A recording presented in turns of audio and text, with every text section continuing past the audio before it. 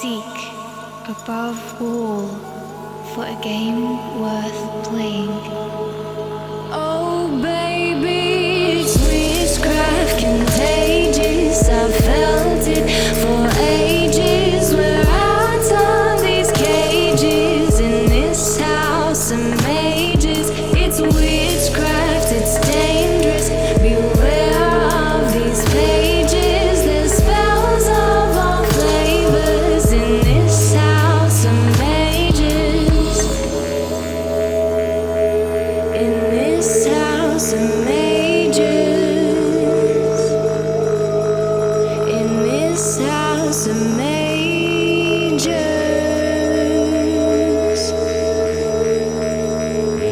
Hello and welcome to this episode of Make Yoga Magick Again, the House of Mages podcast. I'm your host, Daniel Erulian Cuming.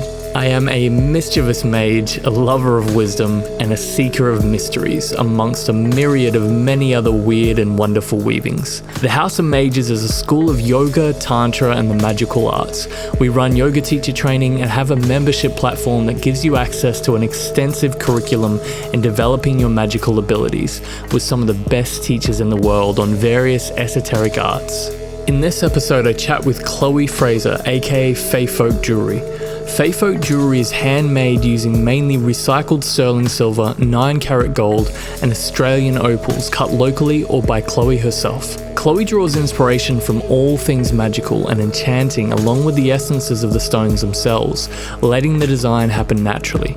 She feels all her pieces are an intricate extension of her current self and will forever grow and change as she develops as both an artist and human. Chloe will be speaking on her creation process, how she built her business, and her desire to support her fellow creators in their journey, sharing her pitfalls, what she wished she knew when she started out, and all the tips and tricks she's learned in her journey as an entrepreneurial alchemist. This is an episode you don't want to miss. So without further ado, talismanic trailblazer, gem jubilee, and creator of Fae Folk Jewellery, Chloe Fraser. Today I have with me Chloe Fraser of Fae Folk Jewellery. Thanks for joining me today. Thanks, Daniel. Thanks for having me on. It's glad to, we've been talking about doing this podcast for a little while now. We've been hanging out for about 6 months. And we originally connected to collaborate on a project, which we are still working on, and it's coming together very nicely. Mm-hmm. But we've been hanging out a fair bit the last 6 months, and Chloe has become definitely one of my favorite humans. And she's such a multifaceted being, both in her creations and her business sense, but also just in her multifaceted, dorky insightfulness. I'm really, really excited to finally chat with her about all the things Chloe Fraser and Fae Folk Jewellery. So the first thing I guess we should start with is why Fae Folk? Why Fae Folk? I was actually thinking about this the other day. So Fae Folk originally came from my original business name being Off with the Fairies. So I wanted to make festival gear for like costume stuff for big headdresses and fairy wings and all these sorts of things. And so it kind of seemed fitting to somehow implement some fairy name into what I was doing.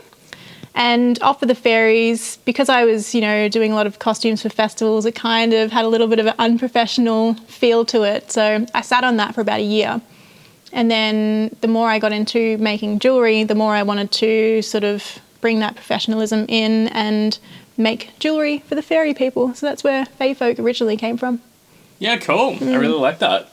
So how did you get to that point? I'd love to just start at the beginning and really just kind of travel back to how you first started the idea of becoming a jeweler, or whatever you would call all the different things that you do mixed together. And kind of just like, what were your inspirations? What was the journey like getting there? And just whatever you want to share about what's brought you to this point. Okay, that's a big question. So I never intended on doing jewellery.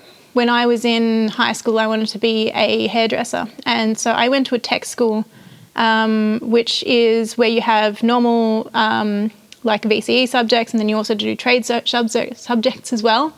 So things like guitar building, hairdressing, fashion design, and there was jewellery making at school. I had no interest in it, didn't do it.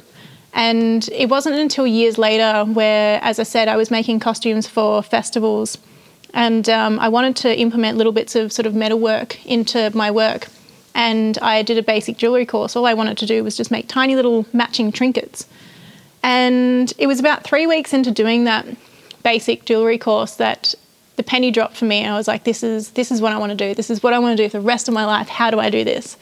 And so I spoke to the teachers and I was like, you know, is there any sort of like full-time course? Like, what's the deal with apprenticeships, that sort of thing? And they're like, yeah, well, we run a full-time advanced diploma in engineering and manufacturing technologies, which is big fancy way of saying jewellery and object design. So after I did that basic jewellery course, that was what I needed to do. I the next year went into full-time jewellery study, and yeah, it's just been this like ever-evolving journey ever since then, and it's taken on so many evolutions and gone through so much. I started that in 2013 was when I did the basic jewellery course. I went to full-time study in 2014 and finished that in 2016. Yeah. And then Fae Folk Jewellery was kind of born in 2017, and yeah, it's kind of rolled on ever since then. What made you choose jewellery over the festival gear? Like, because I know you mentioned that obviously like all the little bits and pieces that kind of guided you into that, but yeah, is there anything in particular that was like 100% I'm doing jewellery, or was it more of a slow burn? I think it was more of a slow burn. I think initially when I was making costumes for festivals, there just seemed to be so many missing parts with what I wanted to do, and like, you know, my graduate exhibition piece wound up being a helmet, and that kind of stemmed from, you know, me making these like feathery head adornments. And as I was doing that, I just felt like I had so many missing skills. And when I did that basic jewellery course, it kind of was the answer to all of those little missing bits that I wanted to implement into my work. And so, yeah, it kind of was a slow burn, I guess. Not like a pivotal moment where I was like, this is why I'm doing this. Yeah. Because you've got a pretty defined style. Like, I've noticed since I've been familiar with what you do, like, I not only notice, like, we were looking through your Etsy the other day, and it's so easy to tell what your style is. Yeah. And also it's affected me and probably quite a few others, that it's made me look at other pieces differently, being like, oh, well, it's nice, but it's like, it's not Fae Folk. Dull. But seriously though, like, there is a really defined style, and you know, someone who's, you know, obviously if you watching the video, I don't really have much jewelry. I haven't really been into jewelry much. Obviously, I'm very interested now, but for someone, you know, especially like me, who's not familiar with jewelry but is able to notice the difference so much, like, when would you say that I know you've probably developed that style over time, but is there like a moment where you're like, oh wow, I've got a style, like I've got a very definitive style? Yeah, I feel like I've gone through this so many times with my sort of journey to becoming a jeweler, because I feel like I have at so many points had my definitive style, and there are some people who've known my work for, you know, 7 years and would have said what I was doing 7 years ago was my definitive style. What I've landed on recently, or at the moment, what Fae Folk has like truly become and will continue to be, so I think at the moment, I suppose I landed on that maybe, it would have been maybe 2018 when I first started exploring working with wax. So when we were studying jewellery, we learnt casting, which is where you make jewellery out of wax. That gets sent off, encased in plaster, the wax gets melted out, and metal gets poured in. So everything you make out of wax comes back as an exact replica in silver. When we were in school, we were learning carving wax. And so we get these big chunky blocks and we were carving a thing out of it.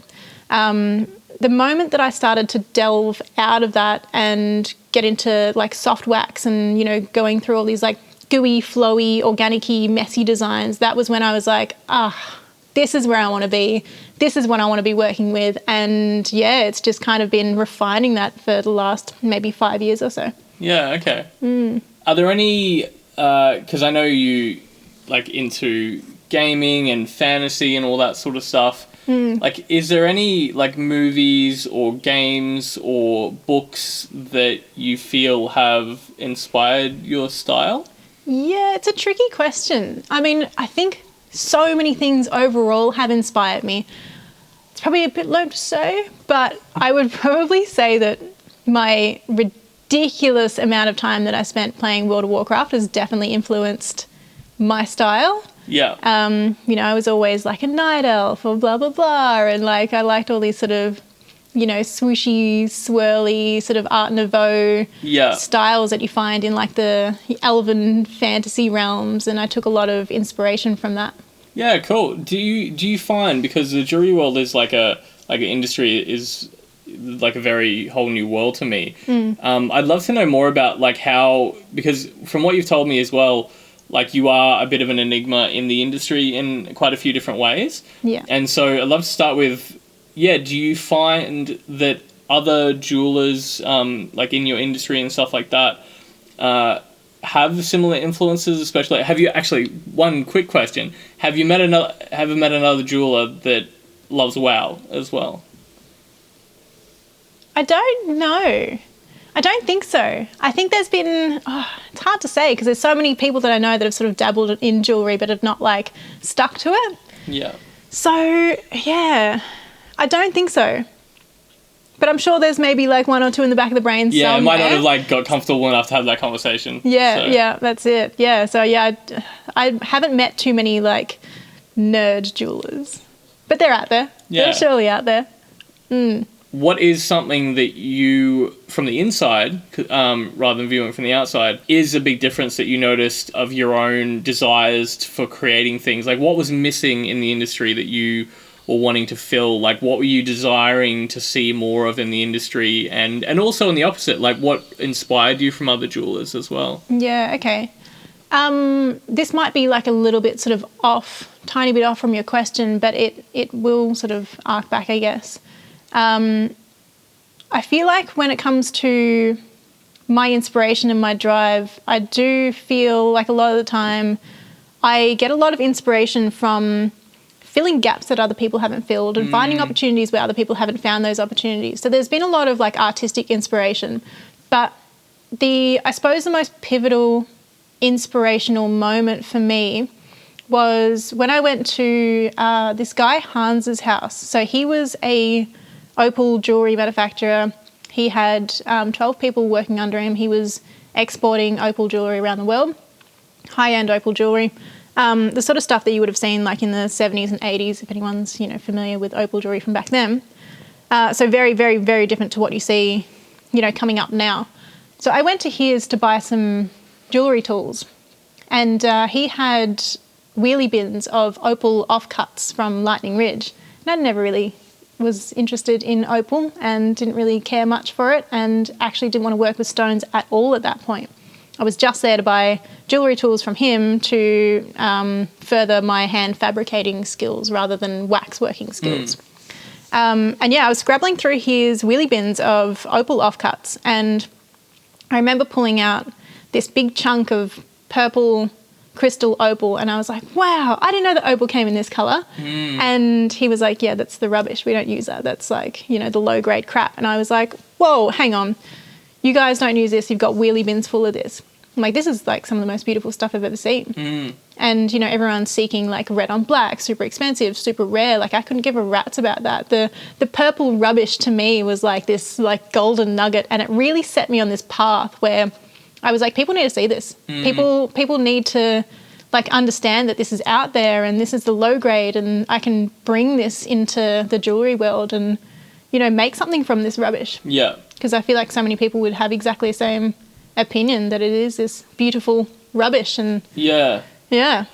So when you say rubbish, like from someone who has no idea about how to grade opal and the quality, like what makes an opal a higher grade, and like what is the difference? So that's a big fat question. Yeah. But I will simplify it kind of as much as I can in regards to specifically Lightning Ridge opal. Yeah. So Lightning Ridge opal, that's where the black opal comes from. So what people are looking for in the highest quality opal is brightness of colour and reds. So the colour spectrum, so the lowest quality opal is purple, goes through to purple, blue, green, yellow, red. And then body tone. So body tone, if it's like a white background, all the way through to black, white being the lowest grade, black being the highest grade. And then there's crystal, which is kind of like its own separate thing. Again, same sort of color gradient. The more brighter it is, the more expensive it is. And crystal is worth less than black opal, and purple being the cheapest opal. So if you've got purple crystal, that's kind of like the bottom range of Lightning Ridge. If you have black with red on top, that's the highest. And who decides all that? And like, how did they first decide? Do you know, like, when they started to grade it, and you know, and how they decided on that? Who did it? Like, why they do it? And yeah, is it based on like mineral composition, or is it all about the look? Or yeah, like, I think it's two things. I think it's rarity. So to find black body tone opal is really rare. To find crystal, it's like abundant in terms of, you know, like a Lightning Ridge opal. It's still hard to find. But yeah, so it would be rarity and it would be appearance. So people want bright, flashy, like yummy, cool patterns and stuff like that. Yeah. And again, I suppose they're probably harder to find than you just low grade, like duller opals. Okay.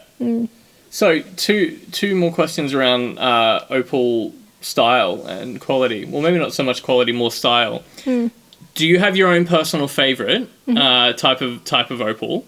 And do you find, like, what do you find? Sorry, is there a pattern in certain types of opal that's like that sell more than others in your own range, for example? Yeah, for sure. So it's interesting, as I said, purple's kind of like lower grade. When it comes to boulder opal, it's kind of a different story. Boulder opal is 100% my favourite. There's so much character in it. So boulder opal is different to Lightning Ridge opal. Boulder opal is where you get big chunks of opal from Queensland, so it's very specific to Queensland. You get these tiny little seams of opal running through these like big brown boulders, and when you split that open, you get opal face. So anytime you see a boulder opal, it's got a tiny, tiny, like maybe 0.5 mil thick layer of opal on top of host rock. So those opals in particular tend to throw really interesting colours, interesting patterns. They have so much more character than Lightning Ridge, in my opinion, or any other opal in the whole world, in my opinion. I find that my customers in particular love swooshy purples. Everyone loves the swooshy purples and pinks. As soon as I get any of those, which, yeah, as I said, it's interesting because that's kind of like the lower grade. Yeah, people love it. Yeah. But I think we can throw that whole like rarity thing out the window because it's, you know, beauty is in the eye of the beholder, as they say. Yeah, and it's so interesting. Like, for example, that green one that you made recently that I was joking that I put a spell on so it wouldn't sell, so I could keep it for myself. Yeah, it's still here on my finger. Yeah, it's so interesting, like, why we're drawn. Like, have you ever thought about that? Why, you know, like, have you ever just been captivated by an opal or a stone in general and just, like, wondered why? Other than the obvious, oh, it looks really nice. But have you, like, delved into that? Because obviously we want to venture into, like, kind of more esoteric, magical territory of, like, the essences of stones and jewelry and stuff like that, other than just the look and aesthetic. But, yeah, I'd love to, like... Because the thing is, well, you've spent such, like, more intimate time with these stones than probably most people ever have. Yeah, for sure. And so I'd love to, like, you know... What's it like getting to know the stones and hanging out with them? Like, do they all have, like, very, very, like, are some more mischievous than others? You know, like, I'd love to know about your kind of, like, Fae Folk ponderings of your relationship with the stones. Yeah, interesting. It's funny because, like, you are drawn to certain stones, you are drawn to certain colours, and I do find that, well, I've found personally that there's been 3 stones that I've been drawn to, which are kind of sort of in the same family. So that's opal, that's labradorite, and that's moonstone. And I always find myself going back to these. Like, I'm currently wearing labradorite at the moment.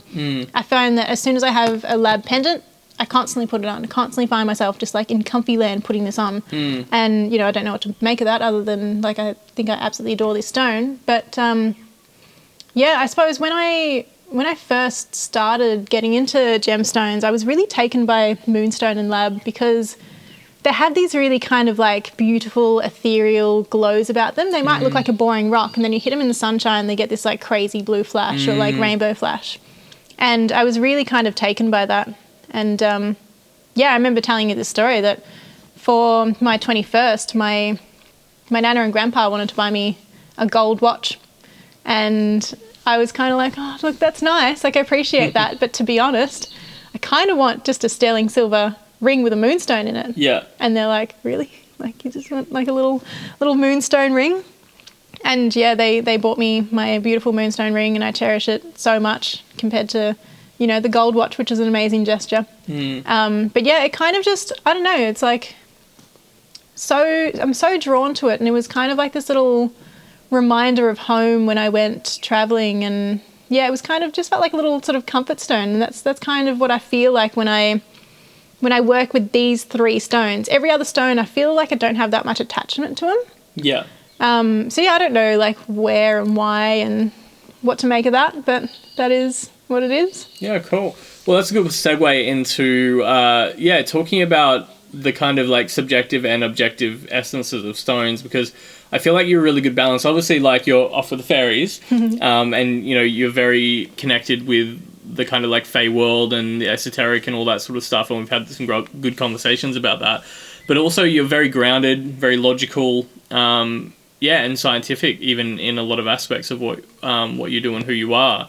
And so I'd love to just like touch on that blending of worlds in, we've chatted before about how some people are just locked on to this stone means this and this is this. So I'd love to just like start off with, what's your opinion or own personal opinions on, do certain stones have like certain, kind of energetic or archetypal energies, in your opinion? Have you delved into that at all? Have you worked with that at all? And also, I'm not sure if you know, but like, if you have any like knowledge of how those stones actually got those associations in the first place. Because I think people forget that everything comes from somewhere, and from someone. So a lot of these ideas that we talk about, whether they're angel numbers or just like that amethyst is connected to wisdom or something, is that the ideas came from someone. Someone's obviously made it up, could have like completely made it up on the spot based on their own interpretation, or they could have got it from somewhere else. But I'd love to just delve into all of that. For sure. So my theory on that, I mean, this is something that I haven't delved into too much, but my theory on that is the lady that wrote the Crystal Bible, she is kind of the one who said, this means this, this means that. I'm not really sure where she's gotten a lot of these ideas and like where they've come from and why she's said these things, but I do think that a lot of people have clung to those ideas. And we've been talking about like the chakra system and stuff like that, and how people go and associate gemstones to certain chakras. And which I find it's kind of difficult to comprehend, because like, say you have a red chakra, people associate all red gemstones with that one chakra. To me, it doesn't make any sense, because the molecular structure is completely different in all of those red stones. Yeah. So I can't understand that side of it. And I don't really delve into the meanings behind stones. I kind of, I've done a lot of mind, body, spirit festivals where a lot of people will ask me, oh, what does this stone mean? And my usual answer is to say to people, that's up to your interpretation. I think that every single gemstone is going to mean something different, whether or not it's kind of this, otherworldly, esoteric, or whether it's, the feeling that you put towards it. Yeah. But in saying that, I have had very strange experiences where I've had many people say the same story about one particular gemstone. And I have Googled it, and it's not something that they've bought off Google. It's not something that they've found in the Crystal Bible, where people find it hard to wear labradorite. And I've had a lot of people come up to me saying, how can you wear that all day? Or how can you sleep with that on? Isn't that like too agitating for you? Doesn't that like give you crazy dreams? And I've had a bunch of people say that they get sort of negative feelings, they get really antsy, or they get like crazy dreams when they're around labradorite. Yeah. And yeah, it's always been that one like, you know, anomaly that people are saying the same story with. Yeah. So there's got to be something there. Yeah. I'm assuming, but my logical brain goes, you know, is it the frequency of the rock? Like, are we that sensitive to those frequencies? Yeah. And so yeah, it's still unfolding in the brain, I guess. Yeah, same. Yeah, it's tricky because I think it is a mix of both, because like so in like the teaching world there's these two terms called prescriptive and descriptive.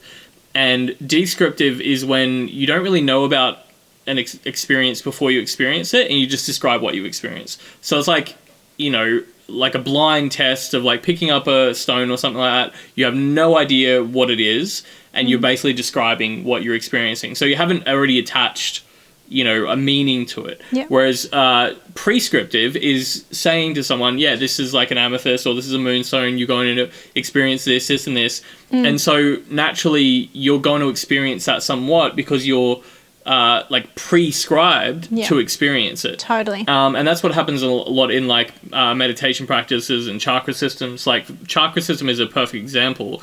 And just like, since we're on the subject, and I love talking like this, just briefly, like, because it's an important note, especially because there's probably people here that associate stones with chakras and things like that. And that is also fine. So all of this is actually 100% valid if you experience those things yourself. For sure. But just also like an invitation to question things and to figure out your own interpretations, because in every tradition there's so many. Like, for example, the 7 chakra rainbow system is actually only 100 years old maximum. There's actually no evidence whatsoever before that of any rainbow chakra system.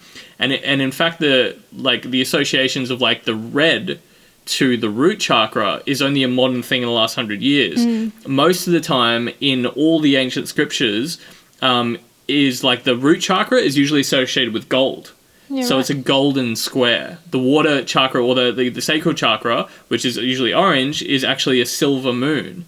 And so I'm not saying that, you know, your sacral chakra has to be a silver moon, but that's the more traditional association. And so it's just interesting to bring our awareness to things. So I think it's just more of an invitation to tap into our own interpretation of it, rather than someone else, you know, telling us this is what you're going to experience, this is what you have to experience, and this is the truth. Yeah, 100%. This is what I tell people constantly.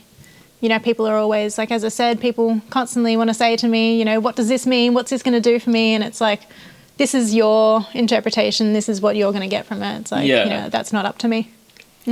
Yeah. And talking about prescriptive, or like, you know, leaning in a certain direction of things, because what we're doing together is creating a set of Talfa, which is a traditional rune talisman where we mix runes together with a very certain intent.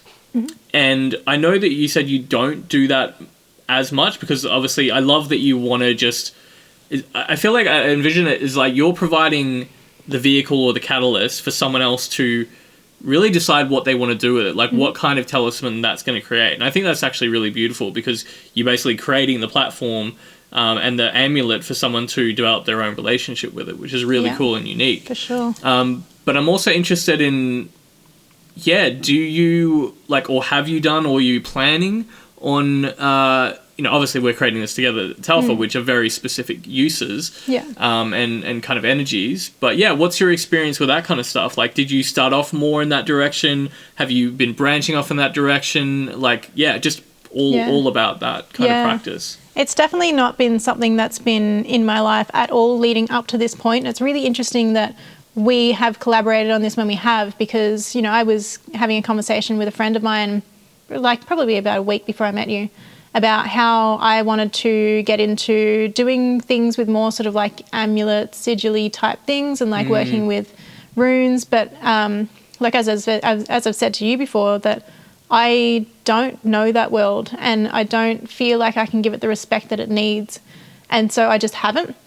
But it has been something that's been in the mind a lot, and it's kind of, I don't know, I've felt like I almost am not the right person to delve into that. So I haven't.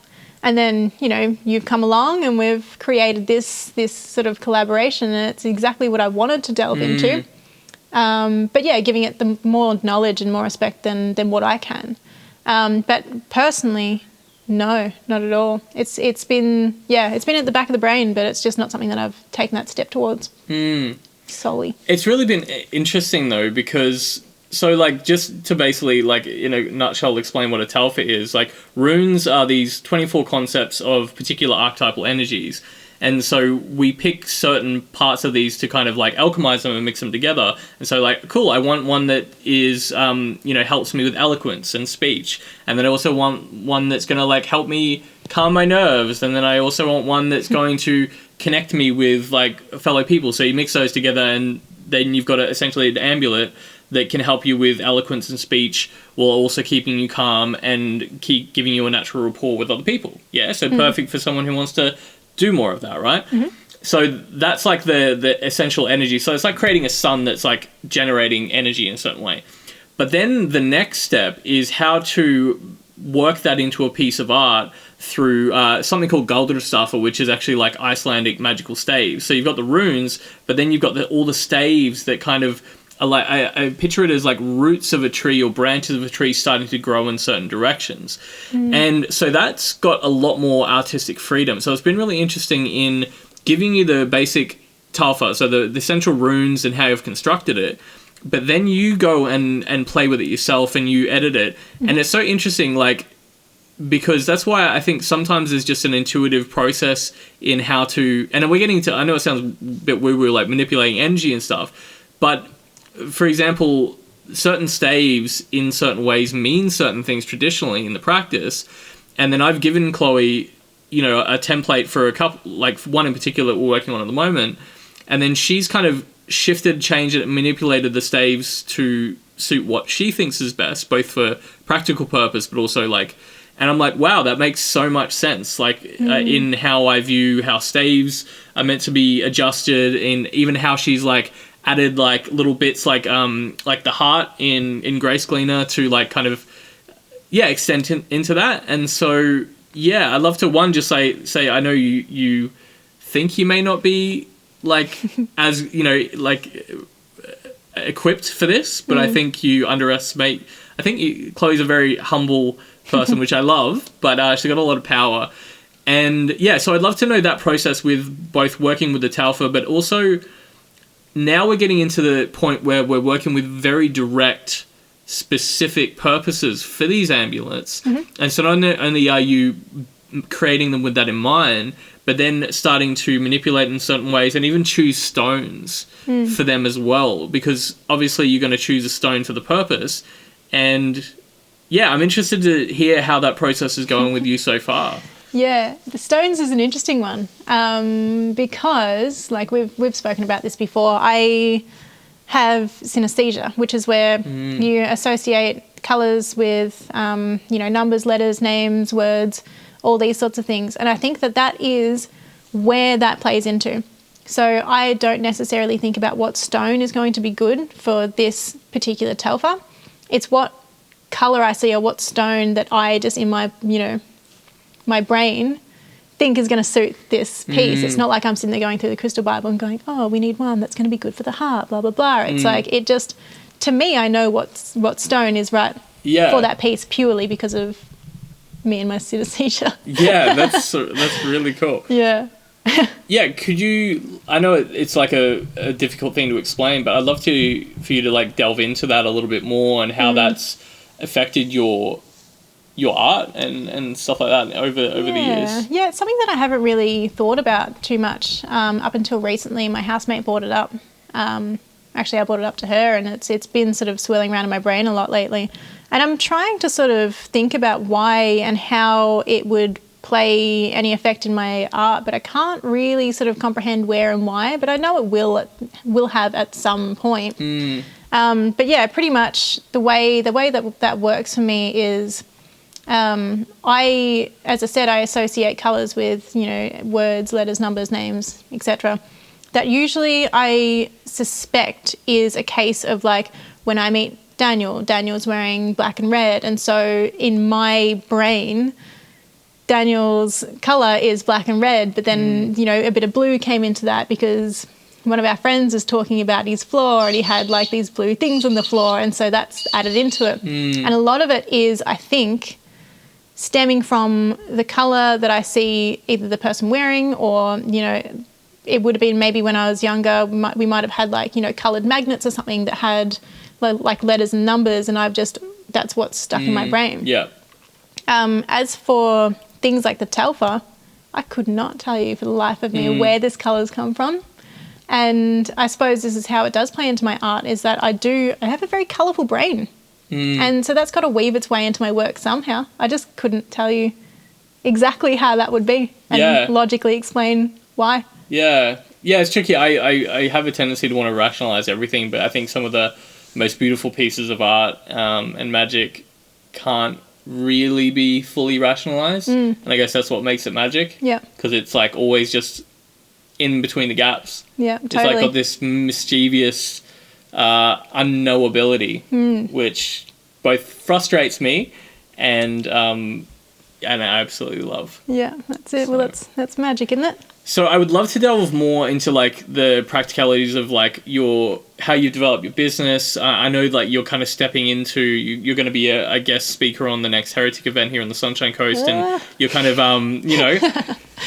biting the bullet, stepping up in new ways, and starting to help to educate people on the pitfalls and just like sharing your journey and stories and all that. So I would love to delve into that for a second, but just before we get into more of that sort of stuff, I would love to just like finish off the little magical esoteric session and just ask you a question around if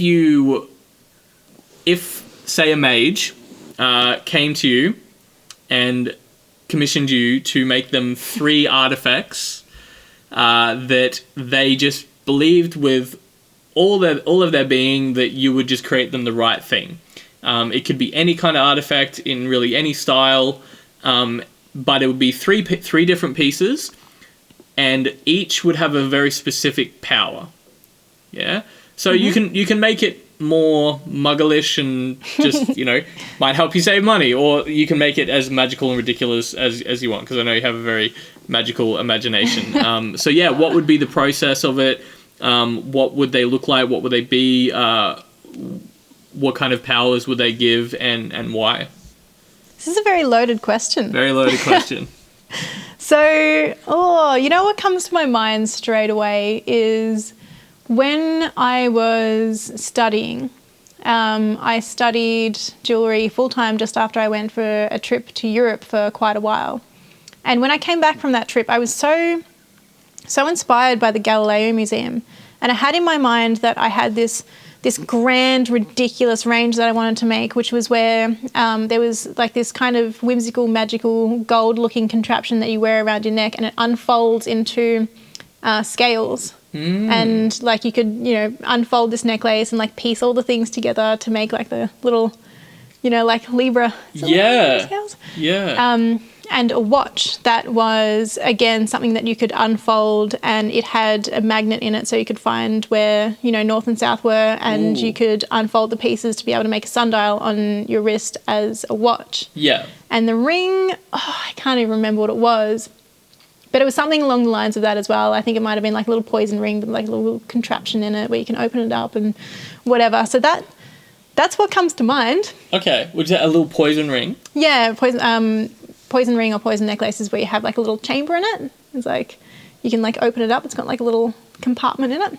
Okay, where's that term from? Poison? I don't know. I'm not sure. I don't know. Yeah. I'm not sure. Yeah, cool. I mean, I'd love to go a little bit more into these, like how, because that's so interesting. It's like, it reminds me of, actually, we were talking about, I've actually got it here, The Night Circus, one of my favourite books, and some of the magical contraptions the clockmaker made in that book, and it really reminds me of that, actually. Because you've already told me about some of like both the stuff you've actually created in the past, just when you've been playing around with stuff, but also some of the ideas that you've had bouncing around. Because like obviously there's practical limitations and things, but I think also I'm just interested in like if you could create anything, what would you create? If I could create anything, gosh, that's a big old question. I guess we're Don't starting even to get there. Yeah, I mean, that was something that was like swirling around in my brain for ages, and it's something that I would like to create. Oh, if I could create anything. If I could add one little caveat of a question. If you were a character in, say, like a movie or a storybook or something like that that had a magical thing, you know, it could be a watch, could be a clock, could be, I don't know, a little pocket something, what would it be and what would it do? This might sound a little bit savage, but I've always wanted like a little ceremonial dagger. Just like really ornate, like gem encrusted, like super etched, like incorporating every type of metal and like, you know, gemstone in it. That would be cool. That's, if I could have like a little magical artifact, that's what it would be, but I don't know what or why. And what kind of powers would it have? What would it do? What would it give the wielder? Why would other than it looking amazing, why would it cast wonder into the eyes and ears and beings of everyone in the land in that story that you wielded? Also, just like putting out there that Chloe has no idea that I was I've prompted her about a few of the little questions I was going to ask, but I'm just throwing these curveballs out. So give her some credit if she needs a moment to ponder it. It's not an easy question. No, it's not. I don't even know. Yeah. We were talking about slowing down time before. Oh, yeah, that's right. I think that could be a cool thing, but, you know, how magical are we going? That would fit well for a dagger. I can imagine a ceremonial dagger that maybe, like, as you turn it or something like that, it, like, slows down time and speeds up time, and you could even, like, cut little bits out of time, cut a slit into the time-space continuum and hop through, and we're getting pretty... There we go. Yeah. There we go, we're onto something now. Yeah, cool. I actually hope, so hope you do make something like that in the future, because I think we've touched on this, that one part about ceremonial magic that I love is the implements that you either create or that you seek out. Yeah. And so in like a lot of the grimoires and ceremonial magical traditions, you either create your own, but they recommend some you seek out. Either get it made for you or if you just find it. And to me, that's like such a magical like scavenger hunt process of finding your magical implement. And like, although I don't believe you need magical like actual tools to do magic, I think they make the process so much more fun and actually magical. And we've talked about how I would love if you created like ritual implements like that. Like it could be like a candle holder, or it could be a magical dagger, or there's like so many little like you know, altar implements that I reckon you would absolutely like make magical stuff for. Yeah, for sure. And this is something that has been sort of in the brain for a little bit, because I've been wanting to, I mean, I don't sit still very well. I've always got to be evolving and changing and like dabbling in every single little corner of everything I possibly can. And so the next sort of step for me at the moment, I think, is I want to get into blacksmithing. And so I want to incorporate what I'm doing now with precious metals and precious gemstones along with blacksmithing, and to be able to make things like, you know, candle holders and like little ceremonial daggers and this sort of thing, and like, you know, big chunky like iron necklaces weaved in with sterling silver wrapped around it and these sorts of things. So it's kind of, it's in the pipelines. Yeah. Well, I feel like you're pretty connected with your community, so little invitation out there, anyone who's listening. I feel like the more that we prod and prompt Chloe to create this sort of stuff, I think she would get onto it. So yeah, I would love your support in getting some ritual daggers and candle holders and all these different things created. That would be amazing. Cool. Well, yeah, let's segue into the next part, which is just really like unpacking, because obviously you're an amazing artist in what you do, but you're also a really clued on, organized, successful entrepreneur. Thanks. And so I'd love to talk about some of the pitfalls that you encountered like early in the business, that basically just what you wish you knew. If you were you starting out again, and you could like give yourself a little guidebook. Okay. I know everything, you know, has happened to make you grow and stuff like that, but what would have helped you speed things up? Or if this was something that Like, this is something that I have been thinking about a lot lately, and something that I'm probably going to touch on in the talk I'm going to do at your event.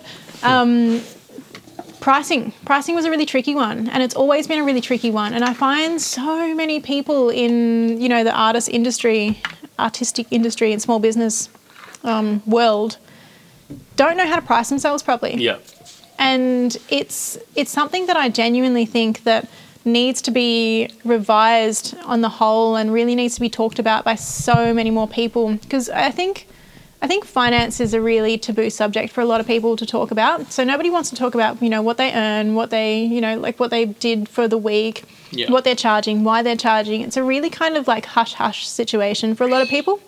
And I do genuinely think that what we were taught at TAFE set us up for failure. And it took me a really, really, really long time to sort of, maybe even only the last year or two. And that's like, 9 years down the track after learning what I learned at TAFE. I'm only starting to get clarity on how much that little aspect set us up for failure. Yeah, and if you could just go into that a little bit more, like what did you actually learn at TAFE, and like what in particular do you think was the path to failure? So, it's tricky to sort of describe in words without actually looking at like the maths in front of you, but I'll try and simplify it as much as possible. Pretty much what we were taught at TAFE is to price your work, and this is something that a lot of artists do as well. This is something that I constantly hear artists talking about, is the way they price their work. Very common pricing is materials plus labour plus an overhead charge, which is something maybe like $5 to $15. That could be to cover things like drill bits, packaging, tooling, you know, all those little side costs. Those three together, so materials, labour, overhead charge, times 1.8. And that's been a pretty standard system that a lot of people use. And I, over the years, have found that that doesn't work. Every single time I extrapolate that and look at where all those costs are going, I'm finding myself, you know, looking at, I'm earning like $5 an hour. And constantly artists are finding the same thing, that they are, when they pull apart exactly what they're charging, that's what they're finding, that they're earning like $5 to $10 an hour. And yeah, I do think, as I said, I think it set us up for failure. Like I was very stubborn and persistent in becoming a jeweller, and I think I'm the only one in my year level that is a full-time jeweller, because I constantly pushed what I was taught. And had I not, I wouldn't have been able to do this for a job. Heretic. That's it. Yeah, I think if I was told, if I could tell me 9 years ago that I should scrap what TAFE and what people were taught, you know, what people talk about constantly as a pricing scheme, and use rather charging no less than $100 an hour, that is like the minimum you should charge per hour, and still using that pricing scheme, that is where you start to actually just tap into making a sustainable income. But that's a very hard thing to sort of describe on this podcast. It's something that you actually want to look at the maths and go, okay, yeah, this is where all the costs are going. This is why you would want to charge that. Yeah. But yeah, I think that's the main thing. That's the main thing, that if I could tell any artist, charge more. Yeah, because I think it's like for me, like, because I think it relates to all kinds of industries and businesses. 100%, for sure. That it's like finding that happy medium, because if you're charging less than what you know you're worth, it ends up building up resentment, and you don't put it, like, personally, I don't put as much effort in. Yeah. And so I don't deliver the product as well. And then I also find myself less inclined to do more of it. Yeah. But overcharging it, like, I build resistance to even asking for that if I feel like I'm not there yet. So it's like a slow build. It is a slow build, and it's like you can't go into the artist world going, I'm going to charge $100 an hour. Like, you have to work towards that. Yeah. It has to be like an ever evolving thing, but that should be the bar that you set yourself to like climb towards. Yeah. Otherwise, you know, you will stagnate and you will sit at that like 5 to 10 an hour situation, and it's sad, because I see so many people, so many artists at markets constantly do that, and it's like, I actually just want to go around and have a chat with everyone and just tell them. Yeah, and I love that about you as a human, but especially in like how you relate to other business. We've talked about like just absolute transparency in businesses, and we both kind of encountered this like kind of like keeping all the stuff for yourself, this gatekeeping kind of thing, and talked about how in both of our completely different industries we've seen people who really do this not succeed very well, because it's like they kind of close themselves off from everyone and they end up getting like really paranoid and just like set themselves up for failure. But yet the people who are doing the opposite of what you should be doing, and you know, like in my experience, like yoga studios that let other studios put up advertisements for their own businesses inside a completely competition-based business, are thriving. For sure. And so, yeah, like what led you to really like pushing and encouraging more transparency in what you do? Yeah, that's interesting. I don't know what really led to it. I think it was kind of another one of those things that was a slow burn. It's something that constantly, I suppose, evolved in my brain, that I suppose when I started, I felt like I was, you know, everyone else is my competition. Yeah. And I didn't like that. I started cutting opals and suddenly my competition became my customers. And that was really interesting because all of a sudden, the people who I should have been competing against, or not should have, like, you know, in my brain were my competition at that point, suddenly became my customers. And I was building this really beautiful community of jewelers. And, you know, it felt really good to talk to other jewelers about, you know, how to start and how to, you know, set opals and, like, you know, giving them information and watching them grow. And it's probably something that's kind of been unpacking over the last maybe 3 years, that I find I have shifted from, rather than gatekeeping and not wanting to share with other jewelers, like, you know, my education, my suppliers, you know, all the things that I've sort of gathered, I want to share that with jewelers, because in my eyes, I think it's so much more valuable to encourage the artistic, like the artisan community to be better and to put out better work and to encourage each other to be better and put pressure on the import market. And so there's so much crap out there. And so if we make more awareness and better quality artisan jewellery, it puts pressure on the shit market. Yeah. And that's where my brain's at. And I think it's working really beautifully, and it's been so nice to be a part of so many like jewelry communities and help each other and watch each other grow. And it hasn't been a hindrance to any of us. Yeah. In fact, all it's done is help each other. Yeah, I mean, like I see you sharing like all these other jewelry accounts like on your Instagram, and like mentioning how much you love other jewelry pieces from different creators, and even wearing like a lot of different. So I absolutely love that. And, you know, I know you're very humble about it, but, you know, I can say from knowing you for a little bit now and seeing what you do, like, you're very successful. And, so that should just be an indicator. And, you know, from my own experience as well, is that, like, you know, the rising tide lifts all boats, or any other kind of, like, quote for basically just saying that there's enough opportunity out there for everyone. And, for sure, like you said, if we're encouraging each other, it can only make us better. And I think that's like a common thing in every industry and all over the world. Everyone wants to keep the good stuff for themselves, but it halts progress, like overall global process and progress in what we could do. Like if we are just all sharing, and like, you know, like you look at open source programs and open source like technology and stuff like that, once everyone gets access to it, it just gets better and better and better. And then, you know, we all share the benefits. Yeah.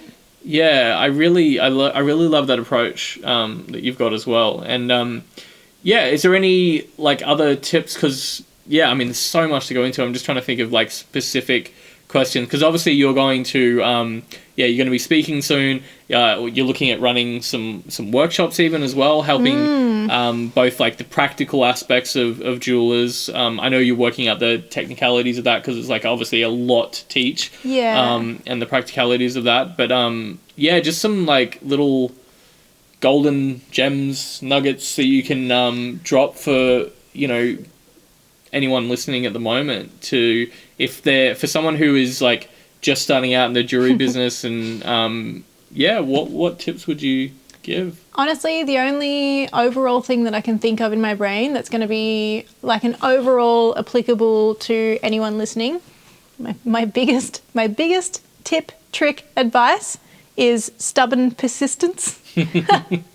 There's not really anything that I can specifically go, hey, like this is a really good tip or trick. Like all of those little things are so intricate and it's so like trade specific. But I do want to put out there that if anyone does have any questions, like I'm open to it. If anyone is stuck on anything with, when it comes to suppliers or tools or understanding a certain technique, like I'm here to, answer those questions. But as an overall thing, I can't necessarily think of like a takeaway nugget of info to give to the people. That's also a very impressive thing. I remember like recently you told me that one of your posts got a lot of replies, and you made sure that you answered every one of them individually, and it took you days and like many hours to get back to everyone. Yeah, I had a bit of a nightmare customer, and I won't go into the story, but I put it on my Instagram. I kind of like I was sitting on maybe sharing it for like 2 weeks, and I was like, oh, do I want to put that negativity out there on my Instagram? And I ended up sharing the story, and it was like over 100 people replied to that, which was crazy. Thank you, everyone.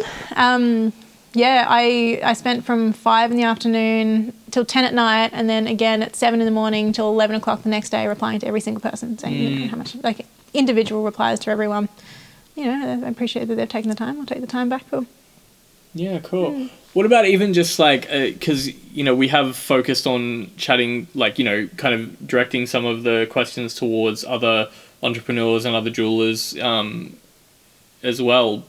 But yeah, even just like some words to your customers, like just to, because I think what I've noticed is that a lot of us have grown up with mainly just dealing with massive companies, right? Yeah. Like especially growing up in a city or something like that, like maybe it's a bit different in a small town, but we're so used to dealing with just massive corporations, and we develop this like weird non-human communication where we just demand what we want, because we know it's sometimes the only way we're going to get their attention. Because these like big corporations are often very well trained to not give us what we want unless we just like kick up a fuss.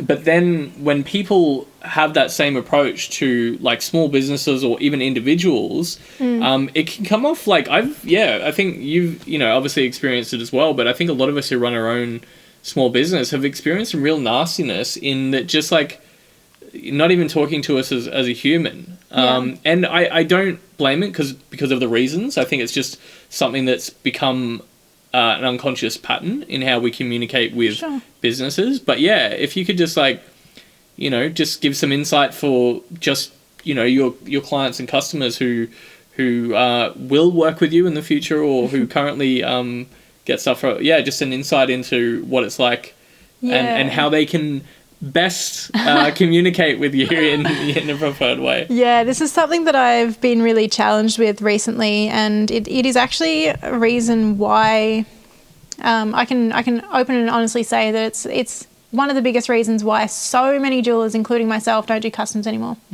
I don't necessarily don't do customs anymore. I'm not doing customs at the moment because it is exhausting. Like there's been so many times where I've had customers, and it might be one out of like 50 customers that has that approach where it's the customer's always right and you need to kick up a fuss to get what you want. And I don't blame them, because it is, it's something that we've, I suppose, been brought up with, and it's something that's been so, I guess, prevalent prior, because we're so used to dealing with big companies, and you don't get anywhere otherwise.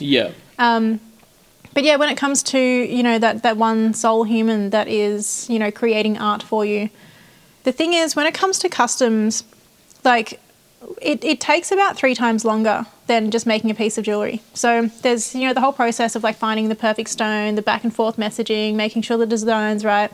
And we don't charge that much more.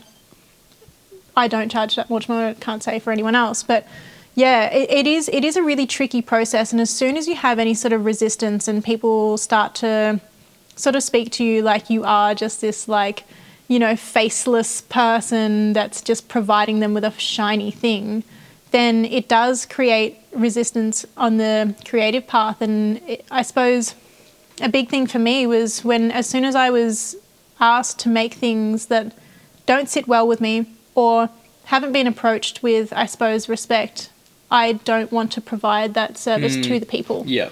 And yeah, that's I guess where I've landed at the moment. It's like I need a break from it because there has been, I guess, not like massive disrespect, but there hasn't been enough respect for the fact that I am taking my time out of, you know, my making process to make something special for this person. It's not been sort of like the gravity's not there. It's simpler for me to just make stock and just sell it on Etsy.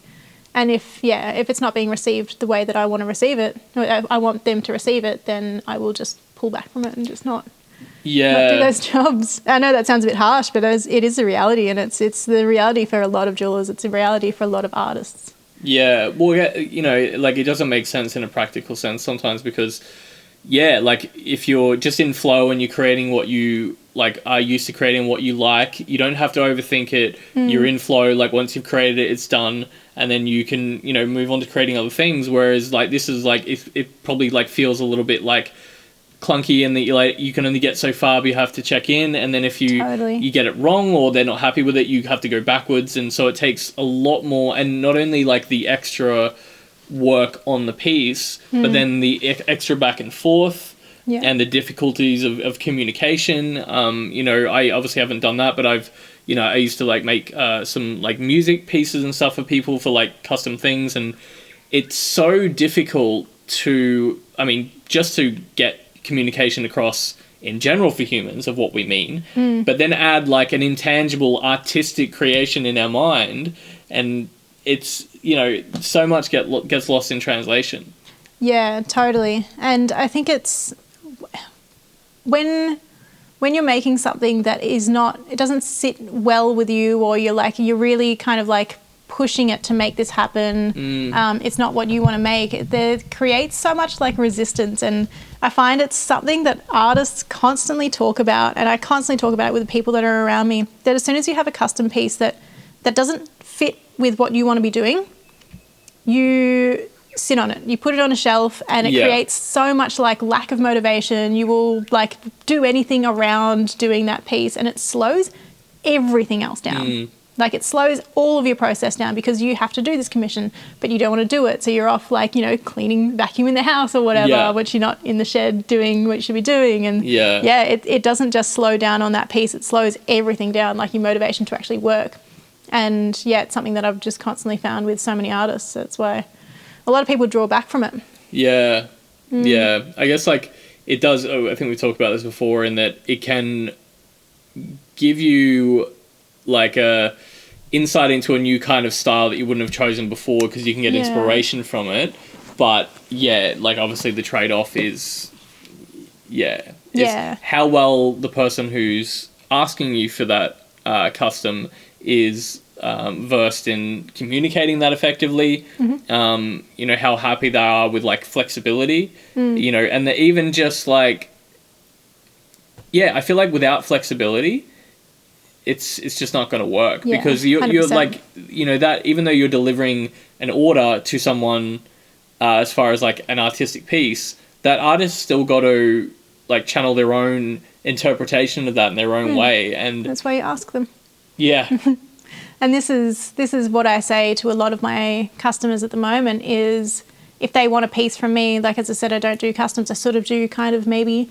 If they want a piece from me, pretty much the way it happens is they choose a stone, they tell me what they want, be it a ring, what metal, what ring size, or they want a pendant, whatever it is, and the whole artistic license is left up to me. And that's pretty much where I'm at with customs. And I think that's really important for a lot of makers to understand, that it's okay to do that, to say, you know, no to you know, their designs, and saying yes to your own creative process. Yeah, cool. Yeah, I really like that. Yeah, well, we've got close to the hour already. Like, there's still a lot of, like, I mean, we kind of talked about that this would most likely eventuate into multiple podcasts. Plus, obviously all the stuff that you're going to be doing soon, as far as helping budding jewelers and entrepreneurs. We'll, like, after we delve into that a little bit more, and you've, like, delved into that, I think we'd have a lot more to talk about, especially after you do your presentation. I think it'd be good to debrief that and do another podcast and just delve into more specifics and things.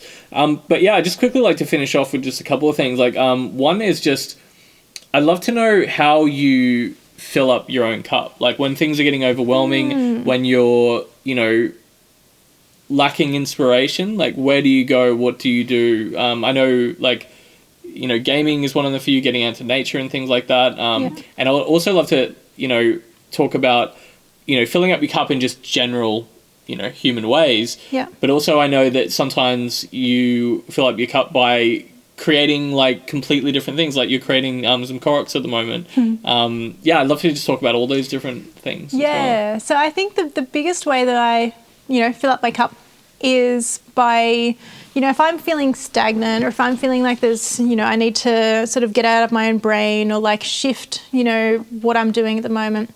There's no really set thing that I do to fill my cup up other than change of scenery. I find that is the best thing. Like when I'm sort of in my own head, I get out of my normal routine, do anything to get out of my normal routine. Like I might go for a walk somewhere new. I might go to a new cafe, like I suppose wiring new neural pathways. And like, to me, that starts to open up doors. Yeah. Talking to people that I wouldn't usually talk to. I know that sounds like a weird way to fill my cup up, but that's kind of what winds up sparking a lot of inspiration for me. Yeah. That, and I suppose, travel. Who doesn't that fill cup up for? But delving into my own sort of creative process and like delving into a new range or something. I've got books full of designs of things that I haven't touched on, and so if I'm feeling like I need to sort of, branch out and stretch out creatively, that's usually what I tend to do. Start to dabble in the many things that have been swirling around the brain for years. Yeah, cool. Apologies for not giving you any advance for this question, because I know it might take a little bit of thinking, but feel free to take a little time. If you could recommend one movie / or like TV show, one book. Oh God, okay, yep. And preferably like a story-based book, like a kind of novel kind of thing, and one game, like one video game that would. Yeah, the people should play if they want to get a little bit of an insight into your psyche or what inspires you and your art. I feel like that's maybe a little easier than I thought it would be. Maybe I haven't had enough time to think about it. But first movie, I don't watch that many things, that. There's not many things I've seen. But Mad Max Fury Road inspires the heck out of me. Yeah. Like it's just... that has my brain firing in so many cylinders. So that, I like the pun too, because it's very relevant to that. Book-wise, this is only because I've started reading it recently. Robin Hobb, particularly the second trilogy. I think it's Alive Ship Traders, where they float around in magical ships. It's just a really beautiful book. Like they just describe things so beautifully, and it's such a different. It's like high fantasy, but it's such a different take on high fantasy to what you usually find. It's not like elves and dwarves and blah, blah, blah. It's like a whole different world. And yeah, she's just such an amazing writer. So that definitely would be an interesting insight to the closed psyche, because I think a lot of inspiration is taken from the 16 Robin Hobb books. If you like fantasy, read them. What was the third one? Game. Yeah. The second last God of War, whatever that was, whatever that name was, the one that I think they just called it God of War, where they like him and his son. Yeah. It's an amazing. Like I loved all the God of Wars. Like I painted a Kratos 12 years ago or something. So I've been playing those games since they came out. But the second last one that came out, that was kind of based on Norse mythology, really inspired me so much. And I think there's so much not necessarily just the storyline, which I found amazing. The artwork in it is incredible. Like when they go to Niflheim, I think it is, where there's all the sort of like elven swirly little archways and stuff like that. Just, yeah, that, I don't know, my brain loves that. So there's definitely a lot of inspiration that's been taken from particularly that world and that particular game. Yeah. Yeah, and I just want to put it out there that, like, yeah, anyone that doesn't play games, like, it's not necessarily just like, you know, Mario, jump on things, collect stars and stuff. Like, you know, me and Chloe both, like, chatted about our love of story-based games especially, and just like creative worlds. And yeah, I feel like even like God of War kind of like helped a bit of my father wounding stuff from my own, like, you know, seeing Kratos like, you know, be this kind of disconnected, distant dad, and then like giving an insight into like his kind of like psyche, and then yeah, I don't know, just like kind of like heal something for me and like my relationship with my dad as well. And Totally. It's all from video games, so don't underestimate.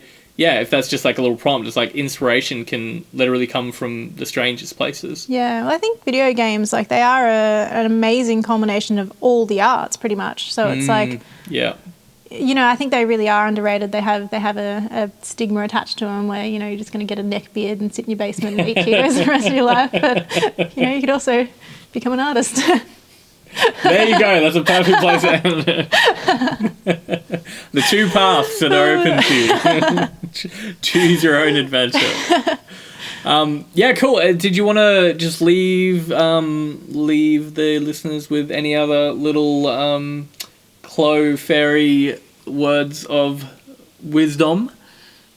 I don't think there's anything else, to be honest. I've kind of weaved all the little bits of info that I want to put in there. I can't really think of anything currently. Yeah, cool. If you could drop the best places to contact you. Best place to contact me, easiest way to contact me is Instagram at Fae Folk Jewellery. I am on Facebook, I'm on Etsy, have website, blah, blah, blah. But Instagram's the one that I use the most, and I barely look at my Facebook, so.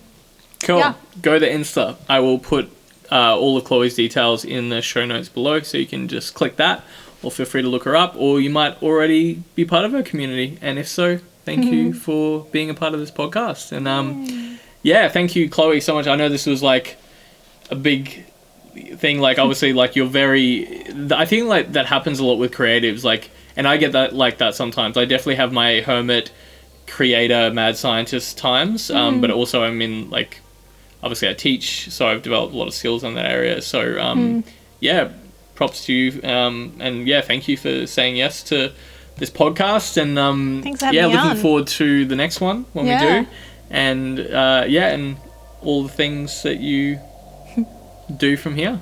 Yeah, thanks for having me on. It's good to be able to tell the story, I guess. You know, it's a great platform to tell the people about the Chloe. Yeah, and I think even in the next one we might go through, because I feel like stories are good like that, and a lot of the cool books I've read, is kind of like they'll tell like a short version of the story, but then they'll start to elaborate on certain bits, because I know there's more aspects of that I want to touch on in specific parts of your story, but to be continued.